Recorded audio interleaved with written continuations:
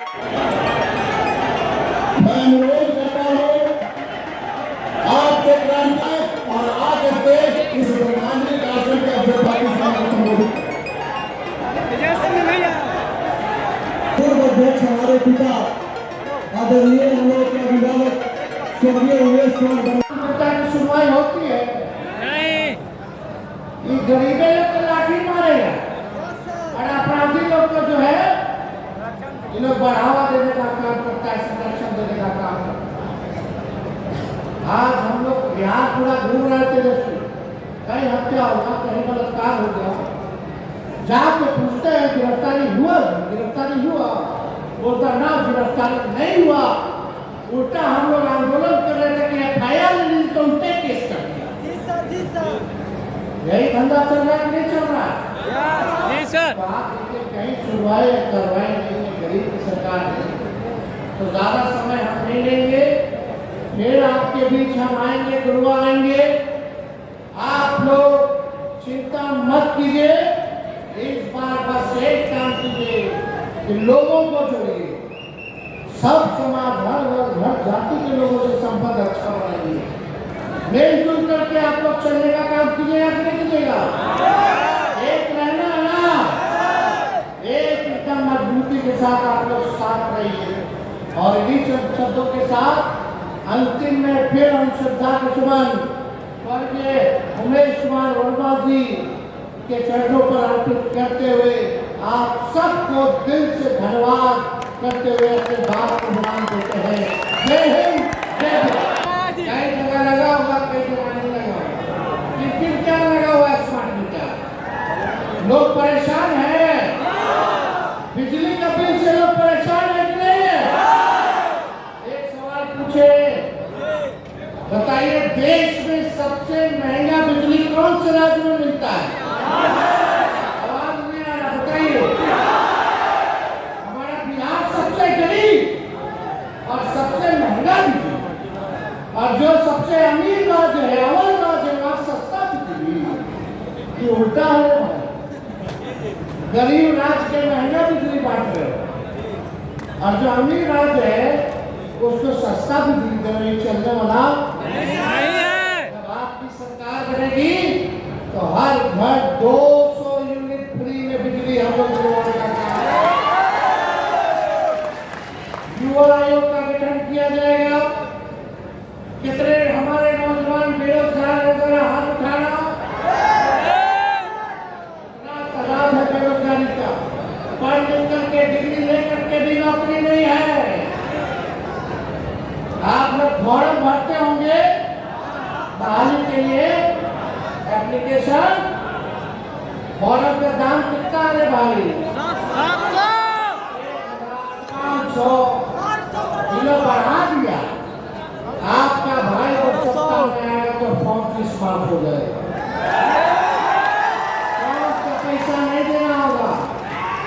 और परीक्षा केंद्र जाइएगा, घर से परीक्षा केंद्र, और परीक्षा केंद्र से घर आइएगा तो जो भाड़ा लगता है वो भी सरकार देने का काम करेगी आपके। अभी क्या होता है, दिन भर लड़का सब लड़की सब मेहनत करता है, परीक्षा आ गई तैयारी करता है, परीक्षा सेंटर पहुंचते पहुंचते पता चला कि ले भैया ले लौटा तो पेपर लीक हो गया, आने जाने का खर्चा भी बढ़ा, खाना पीना तैयारी का सब कुछ। तो तेजस्वी की गारंटी रहेगी कि कोई पेपर लीक नहीं होगा और किराया का भाड़ा आना जाना आप लोगों को सरकार देने का काम करेगी और समय पे परीक्षा जो है वो कराने का काम करेगी। और लगातार खेलम खेल बाहर निकालेंगे हम लोग, हर सेक्टर में बाहर निकाला जाएगा। बिहार को जरूरत है, हमारी सरकार होगी पढ़ाई दवाई कमाई सिंचाई सुनवाई कार्रवाई वाली सरकार होगी।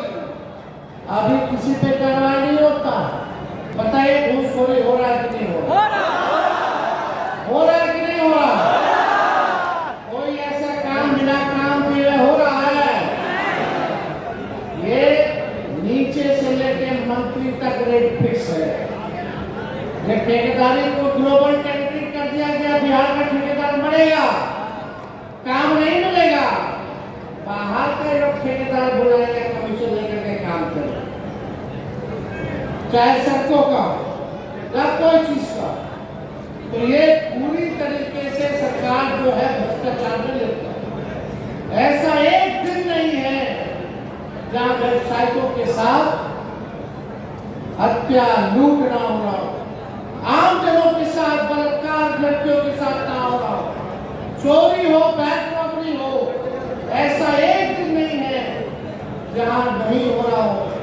एक दिन में कम से कम बिहार में 200 राउंड गोली चलता है। लेकिन हमारे बिहार के मुख्यमंत्री आदरणीय नीतीश कुमार जी, उम्र हो गया है, उम्र के नाते, बुजुर्ग होने के नाते हम उनका सम्मान करते हैं। लेकिन आज उनकी वो स्थिति नहीं रह गई कि वो बिहार चलाने का काम करें। एकदम अचेत अवस्था में क्या हो रहा है कुछ नहीं पता। और हम आपको दावे के साथ कह सकते हैं, माननीय मुख्यमंत्री अपने दोनों डिप्टी सीएम का नाम तक नहीं बता पाएंगे अगर उनसे कोई पूछ लेगा। मंत्रिमंडल के मंत्री को तो छोड़िए, अरे जाके जनता दल यूनाइटेड के लोगों से पूछना जिला देखते कि नीतीश कुमार की पहचाने होते हैं, चाहे शक्ल से हो या नाम से, या उनके विधायक हो या उनके मंत्री हो या एमपी हो, हम नहीं पहचानते। हर बार एक ही बात 2005 से पहले कुछ था, वो तो यहाँ तक कहते कि 2005 से पहले महिला कपड़ों में पहले क्या उन्होंने नहीं कहा। खैर, इस पे हमको टिप्पा टिप्पणी करना नहीं है, लेकिन बिहार की जनता ने 20 साल उनको मौका दे दिया और 20 साल राज करने के बाद भी अगर नीति आयोग का रिपोर्ट अगर आप लोग देखेंगे तो बिहार सबसे गरीब राज्य है इस देश का। बिहार में सबसे ज्यादा बेरोजगारी है, बिहार में सबसे ज्यादा पलायन है, लोग परेशान है कि नहीं महंगाई से। 50 रुपया सुने की गैस का बढ़ा दिया, पेट्रोल और डीजल का भी बढ़ा दिया, 100 रुपया पार हो गया, हुआ कि नहीं हुआ? लोग परेशान, लोगों का कमाई नहीं है लेकिन खर्चा बढ़ रहा है, कैसे चलेगा? नौजवान नौकरी मांगने जाता है, पटना की सड़कों पे तो लाठी मारा जाता है, भगाया जाता है, परीक्षा में पेपर लीक होता है तो मार करके लोगों को भगाने का काम करता है। अब ज्यादा कुछ नहीं कहेंगे, हम बस आप लोगों से यही कहना चाहते हैं कि गुरुआ की जनता ने हमेशा राष्ट्रीय जनता दल को, लालू जी को अपना प्यार दिया। चाहे विधायक का चुनाव हो या सांसद का चुनाव हो, आप लोगों ने गुरुआ को लीड कराने का काम किया है। एक बार हम आप लोगों के बीच आए हैं, आप एक बार तेजस्वी को मौका दीजिएगा कि नहीं दीजिएगा? एक बार का मौका। हम तो मुख्यमंत्री रहे 2 बार, एक बार आए 18 महीने, एक बार आए 17 महीने।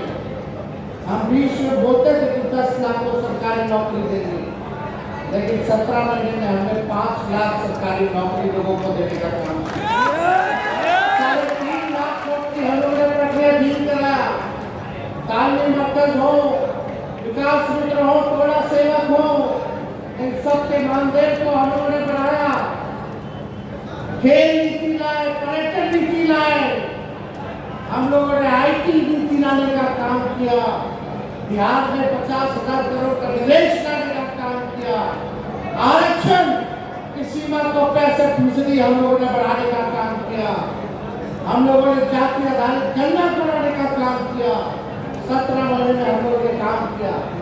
लेकिन आज देखिए तेजस्वी के हटने के बाद कितना लोग को सर्टिफिकेट बांटे हैं, भाई जरा बता दो। रैली निकलता था राजनीतिक पार्टियों का, तेजस्वी ने इतिहास बदल के नौकरी का रैला निकालने का काम किया था।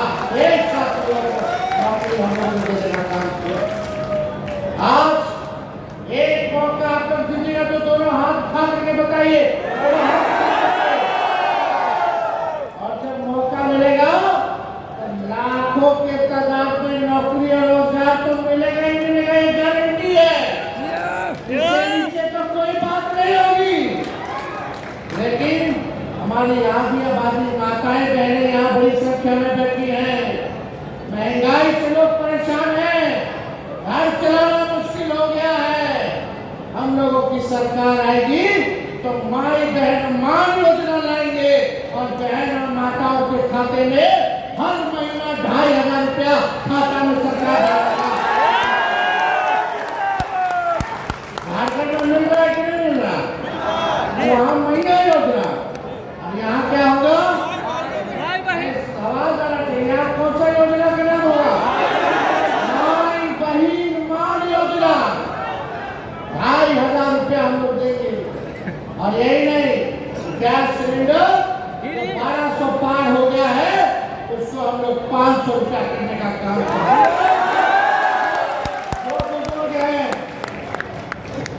वृद्धा लोग हैं, विधवा है, जो विकलांग है, दिव्यांग है, उनको मात्र 400 रुपया पेंशन मिलता है, वो भी समय पे नहीं मिलता है।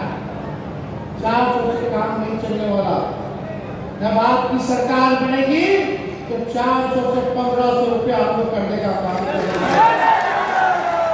बड़े नेता रहे, किसानों के लिए बड़ा काम किया, समाजवादी विचारधारा के रहे, और मुझे बड़ी खुशी है इन्हीं के नक्शे कदम पर उनके पुत्र भाई विधायक विनय जी चलने का काम कर रहे हैं। आज ये भी कोऑपरेटिव से जुड़े हुए हैं और विधायक हैं, और मुझे पूरा भरोसा है कि आप लोगों की सेवा में कोई कमी नहीं छोड़ रहे होंगे।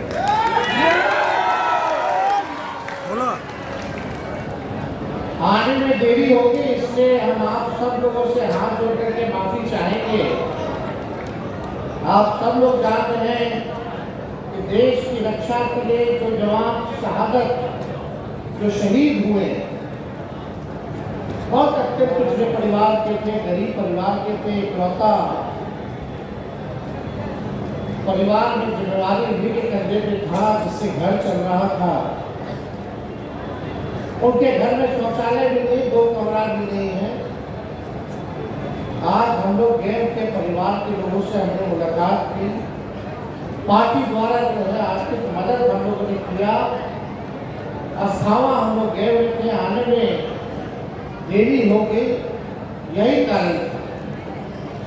लेकिन आप सब लोग इतने मुस्तैदी के साथ यहाँ अभी भी इतने घंटे इंतजार कर रहे हैं, इसके लिए आप सबको सलाम करते हैं। ज्यादा कुछ तो हम कहेंगे नहीं, आप लोग होशियार लोग। इस बार 25 में क्या करना है वो आप सब लोगों को पता है। इस बार बदलाव चाहिए। ये 20 साल पुराना खटारा सरकार अब नहीं चाहिए। 15 साल पुराना गाड़ी हो जाता तो खटारा हो जाता।